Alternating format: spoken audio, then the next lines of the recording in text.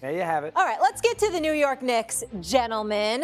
They have fired their head coach, Tom Thibodeau, on Tuesday. The decision comes 3 days after the Knicks were ousted from the Eastern Conference Finals in 6 games by the Indiana Pacers. Thibodeau, who surpassed Pat Riley earlier this season to rank 4th on the franchise list in victories, led the Knicks to back-to-back 50-win seasons for the first time since '95 and led New York to their deepest playoff run in 25 years. In June of 2025, the New York Knicks did something that made absolutely no sense. They had just made the Eastern Conference Finals for the first time in 25 years. Their head coach had just won Coach of the Year, and the very next week, they fired him. Fans were furious. Analysts called it reckless. One insider said it was one of the most controversial decisions in recent NBA memory. And here's the part that made it even crazier. The guy they replaced him with had been fired 4 separate times in his career. His most recent stop ended after a 13-18 start with the Kings. So New York took a championship-caliber roster and handed it to a coach who couldn't even survive a bad September in Sacramento. 1 year later, that same team is standing on a podium in San Antonio, holding the franchise's first NBA championship in 52 years. So what actually happened in between? How did a reckless gamble turn into a title? And more importantly, now that they've got the trophy, can they actually keep this thing going? Let's get into it.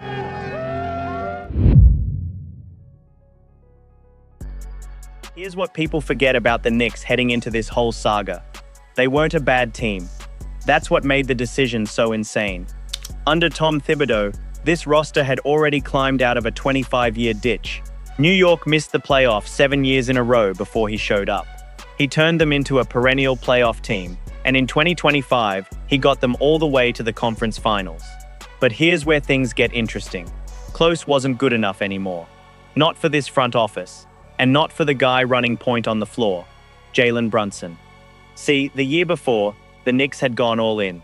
They traded for OG Anunoby. They traded for Mikal Bridges, giving up a haul of future first-round picks to get him.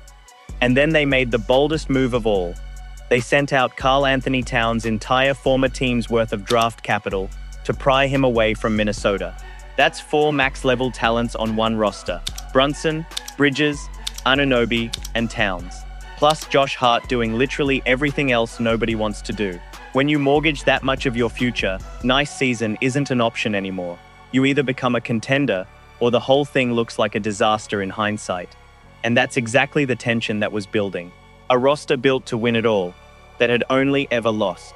Now here's the part most fans never connected.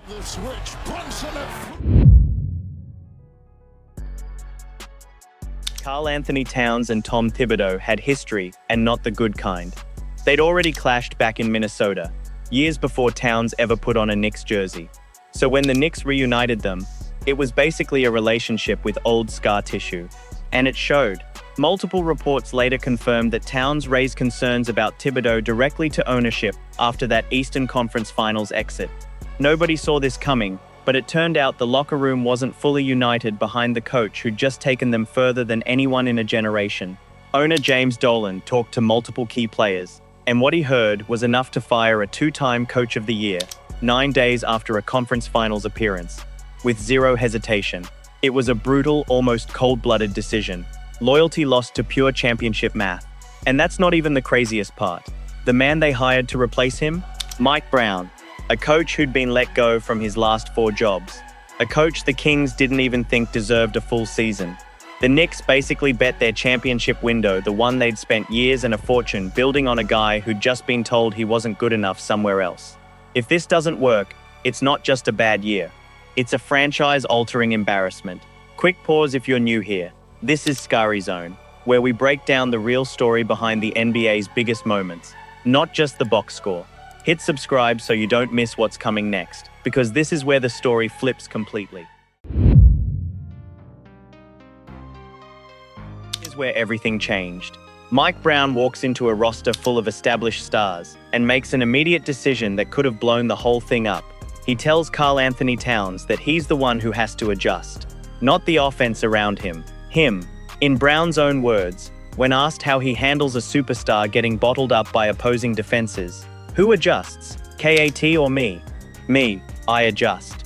That's not what a lot of stars want to hear in year one with a brand new coach. And early on, it actually created friction. Insiders reported real tension between Brown and Towns in the season's first few months. But here's where things get interesting. Instead of digging in, Brown kept adapting. He completely reimagined the Knicks' offense, rebuilding it around Towns' passing instead of forcing him into a system that didn't fit. He moved off the rigid Thibodeau identity entirely. The Knicks' three-point rate jumped from one of the worst marks in basketball to one of the best, and Towns bought in. Publicly, repeatedly, he started crediting Brown for unlocking a version of his game New York hadn't seen yet. Then came the moment that actually proved it. Down 2-1 to Atlanta in the first round, the exact spot where this experiment could have collapsed in embarrassment. Brown made the adjustment that saved the season. He restructured the offense around Towns as a hub, and the Knicks didn't just survive, they took off. What happened next changed everything. New York won 15 of their next 16 games, one of the most dominant playoff stretches in modern NBA history. They swept Philadelphia, they swept Cleveland. They walked into the NBA Finals having barely been challenged. The guy who got fired for a bad month in Sacramento was now 4 wins from a championship, using the exact same core that supposedly needed someone else.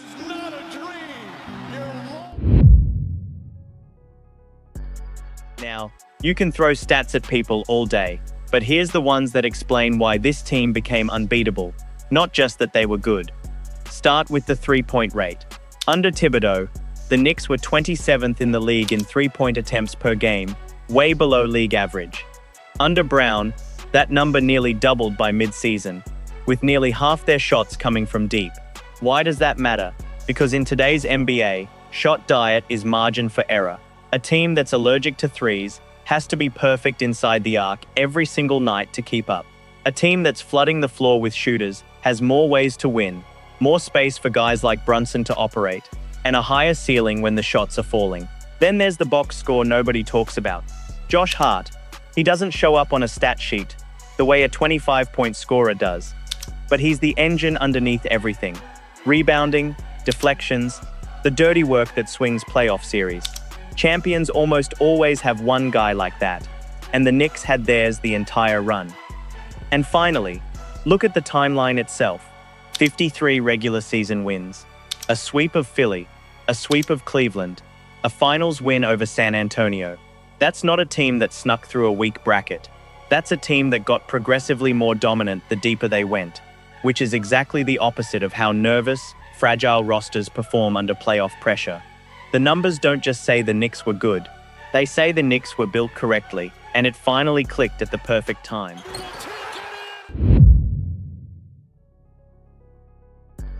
So why should the rest of the NBA actually be scared right now? Because unlike a lot of championship teams, the Knicks aren't staring down a breakup this summer. Brunson, Towns, Bridges, Anunoby, and Hart are all under contract for next season. The exact core that just won it all is running it back, fully intact. That's rare. Most champions immediately face cap chaos, trade demands, or stars wanting bigger roles elsewhere. The Knicks get to walk back into the gym in October as defending champions with the same starting 5. And here's the bigger picture for the rest of the East. This wasn't a fluke run. This was a front office that made 3 separate franchise-altering trades, fired a successful coach on pure conviction, and watched every single bet pay off in the same calendar year. That's not luck. That's a front office that's now operating with total confidence, which is the scariest version of any organization. For Karl Anthony Towns specifically, this changes his entire legacy conversation. A guy who spent years being known as a great regular season player who couldn't get over the hump is suddenly a champion and reportedly thriving under a coach who finally builds around his actual strengths. And for Mike Brown, 18 months ago, the NBA basically said he wasn't good enough to finish a season in Sacramento. Now he's a champion in year 1 in New York. That's one of the fastest redemption arcs this league has ever seen.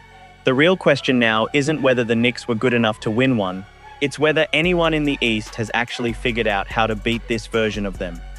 So here's the real story. The Knicks didn't get lucky.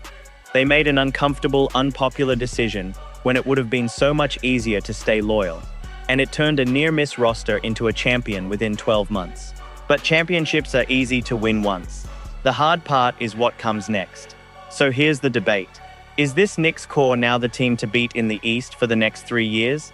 Or did they just catch the perfect coaching fit at the perfect moment, in a window that closes faster than anyone wants to admit? Drop your take in the comments. I read every single one. If you enjoyed this breakdown, make sure you're subscribed, because we're dropping a full video next on whether Karl Anthony Towns just saved his entire NBA legacy. You won't want to miss that one. I'll see you in the next one.